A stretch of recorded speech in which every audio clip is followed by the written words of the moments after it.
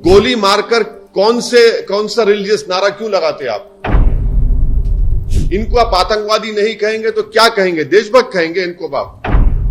सोचते क्यों नहीं हो कि गांधी के कातिल को कोर्ट मिला, इंदिरा गांधी के कातिल को कोर्ट मिला, राजीव गांधी के कातिलों को कोर्ट मिला, बेन सिंह के कातिलों को कोर्ट मिला, और आप एनकाउंटर कर रहे हैं? जो लोग सत्ता की कुर्सियों में बैठे हुए हैं उनमें राय बराबर भी ना उनमें रहम है ना उनमें इंसानियत है।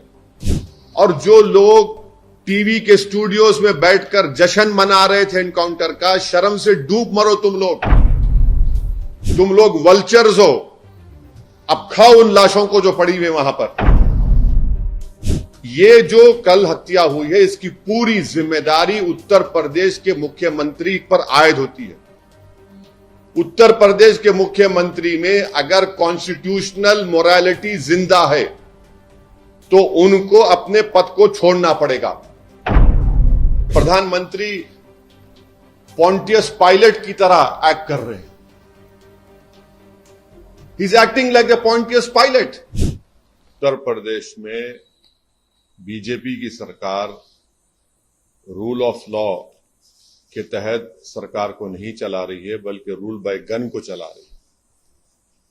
और ये पिछले 2017 से जब से बीजेपी की गवर्नमेंट बनी ये सिलसिला चल रहा है। और हर बार जब कभी भी हम मीडिया से बात करते थे, बल्कि हम अपने भाषण में अपने स्पीचेस में इस बात को दोहरा रहे थे, मगर अफसोस इस बात का है कि आप लोग सिर्फ ये समझ रहे थे कि हम रेटरिक के तौर पर उसको इस्तेमाल कर रहे हैं।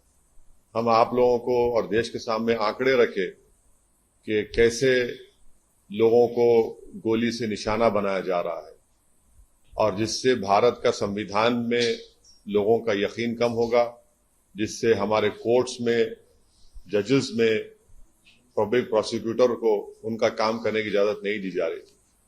तो ये हुआ और हम इसका, मेरे पास अल्फाज नहीं है इसका कंडेम करने के लिए, इसकी मजम्मत करने के लिए, मगर एक बात यकीनी है कि ना सिर्फ भारत के मुसलमान बल्कि पूरे भारत के वो सिटीजन्स जो रूल ऑफ लॉ पर यकीन करते हैं, जो कोर्ट्स पर यकीन करते हैं, जो संविधान पर यकीन करते हैं कि यहां पर संविधान है, कोर्ट्स है, उसको इस बात का फख्र है कि पाकिस्तान से एक आतंकवादी आकर भारत के नागरिक को जान लिया था तो हमने उस पर कोर्ट में केस चलाकर उसको सजा दी।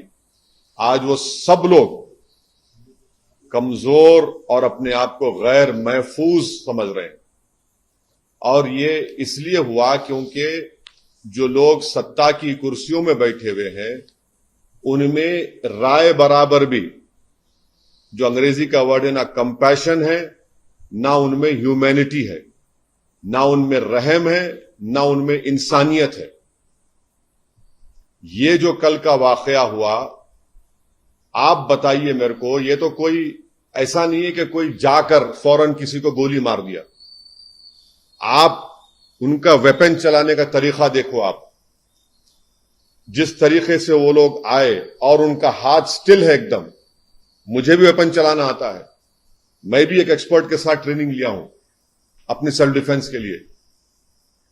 और जिस तरीके से मार रहे वो लोग, उनका हाथ देखिए हिल नहीं रहा है, उनकी आंख उस पर है, उन लोगों पर है। उनको मालूम था कि पहले कहां पर, किस जगह पर मारना। तो ये एक कोल्ड ब्लडेड मर्डर है और ये लोग प्रोफेशनल हैं।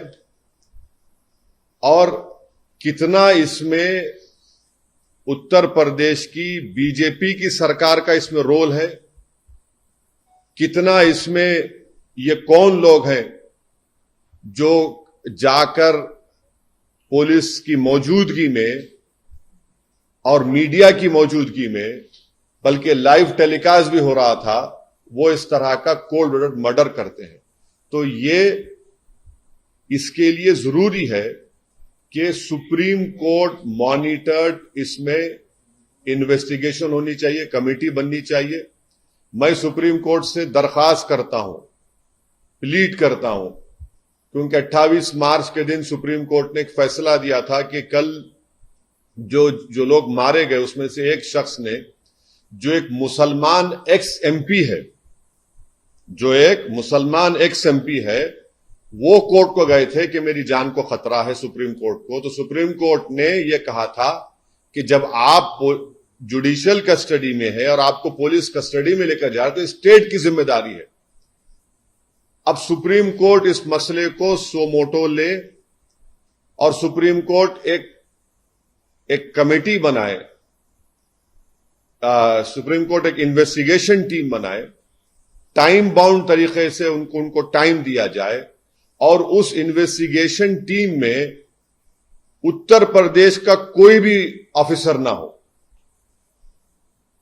एक टाइम बाउंड तरीके से वो इन्वेस्टिगेशन टीम बननी चाहिए जो सुप्रीम कोर्ट को रिपोर्ट करे और एक टाइम बाउंड मैनर में वो इन्वेस्टिगेशन मुकम्मल होना चाहिए। और एक बात आप समझिए कि मैं शुरू से कह रहा हूं कि जो रेडिकलाइजेशन हो रहा है मेजॉरिटी कम्युनिटी में, इस पर कोई यकीन नहीं कर रहा है। बराबर रेडिकलाइजेशन हो रहा है। अगर बीजेपी चुनाव पे चुनाव जीतते जा रही है और इस मसले को बीजेपी नहीं देख रही है तो बीजेपी देश की खिदमत नहीं कर रही है। ये कौन है? अगर ये जो कल जो लोग हत्या किए, अगर इनका ताल्लुक उत्तर प्रदेश सरकार से नहीं है, मैं सवाल उठा रहा हूं, मुझे नहीं मालूम है नहीं है, अगर नहीं है तो फिर ये रेडिकलाइज कैसे हुए?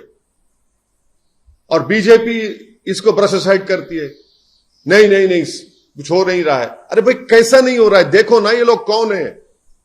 गोली मारकर कौन सा रिलीजियस नारा क्यों लगाते आप? इनको आप आतंकवादी नहीं कहेंगे तो क्या कहेंगे? देशभक्त कहेंगे इनको आप? क्या इनको आप फूल का हार पहनाएंगे ले जाकर ये लोग?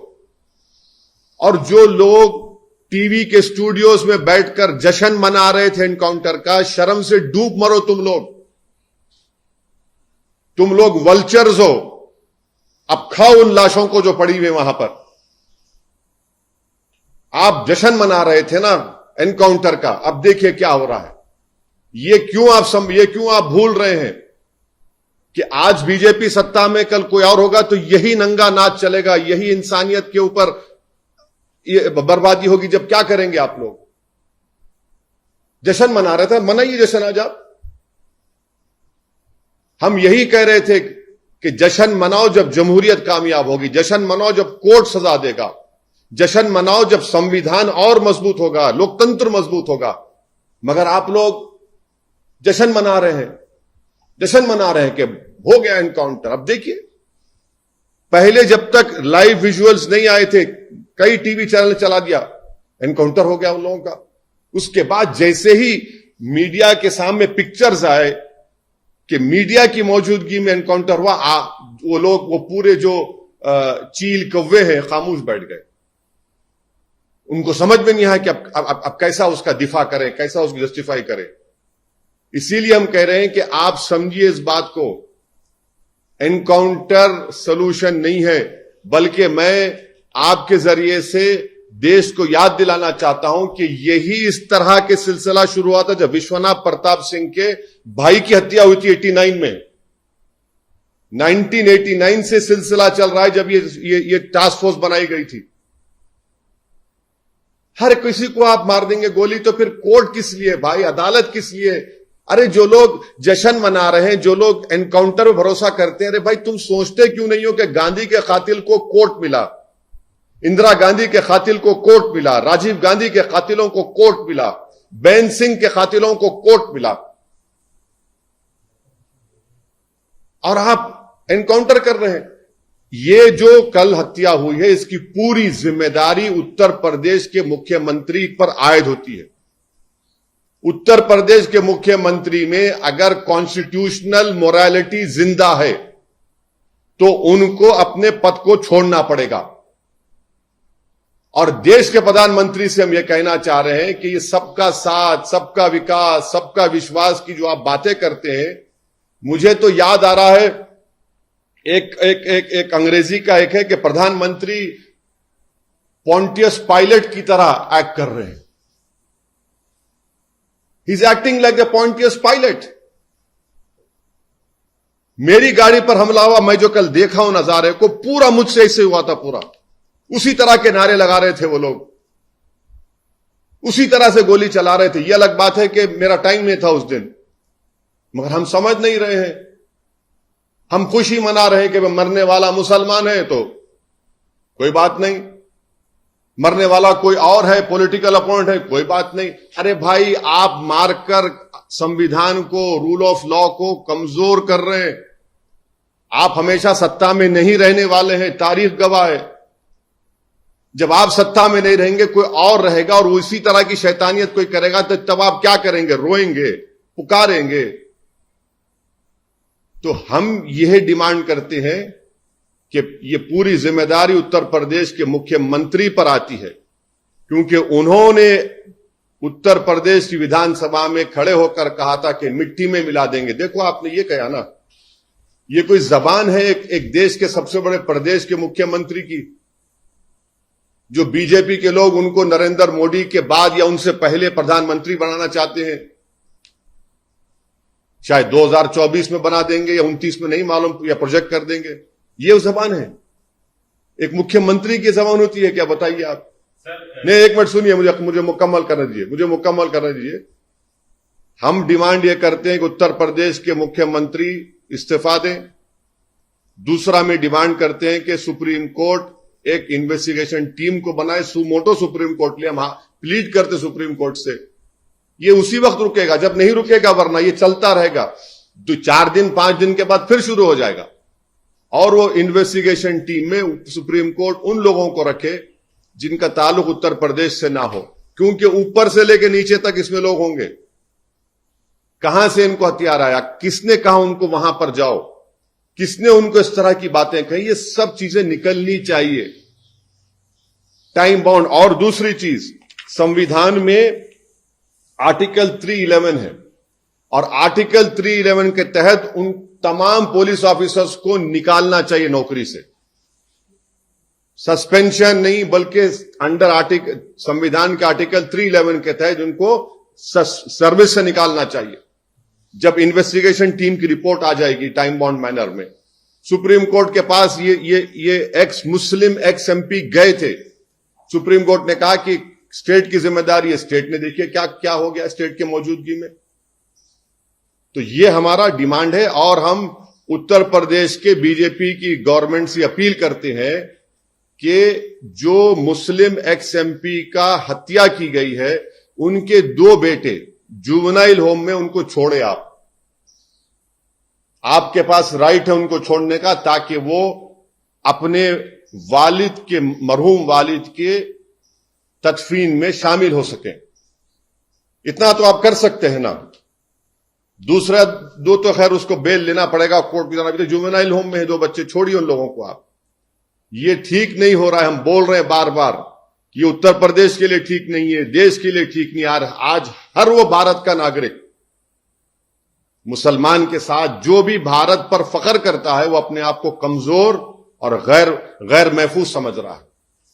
सर, कन्विक्ट हुए थे आप, वो पूर्व सांसद रहे हैं, कन्विक्ट भी हुए हैं, आप बार बार उनके रिलीजन का जिक्र कर रहे हैं। मुस्लिम, हाँ, मुस्लिम एक्स एमपी है क्या? नहीं, क्यों इसमें? अरे नहीं, इसमें बुरी बात क्या है? वो मुस्लिम नहीं थे क्या? लेकिन इस नहीं, बिल्कुल थे। छोड़ दीजिए, नहीं, कोई पोलिटिसाइज नहीं कर रहे। अतीक क्या थे? बिल्कुल थे, कन्विक्ट हुए। मुस्लिम नहीं थे क्या? नहीं थे मुस्लिम। नहीं, मुस्लिम नहीं थे। अच्छा, नहीं, वो अब आप बोलेंगे तो अब अपराधी का धर्म नहीं होता, तो फिर ये जो गोडसे के फोटो लेके हैदराबाद में लोग नाच रहे थे प्रोसेशन में, जो गोडसे की फोटो लेके नाच रहे थे हैदराबाद में, ये दुम छल्ले जिनको कहते हैं, सबसे बड़े कमजोर और बुज़दिल लोग, कौन से जुलूस में नाच रहे थे गोडसे की फोटो लेके, जैसा कि इनके बाप की फोटो थी गोडसे की। सीबीआई की जांच उत्तर प्रदेश अक्सर जाते रहते हैं, और ये सवाल इसलिए भी अहम हो जाता है कि आप पे एक बार हमला हो चुका है, फिर हो सकता है। इतना याद रखिए, हम तैयार हैं, मरने को तैयार हैं।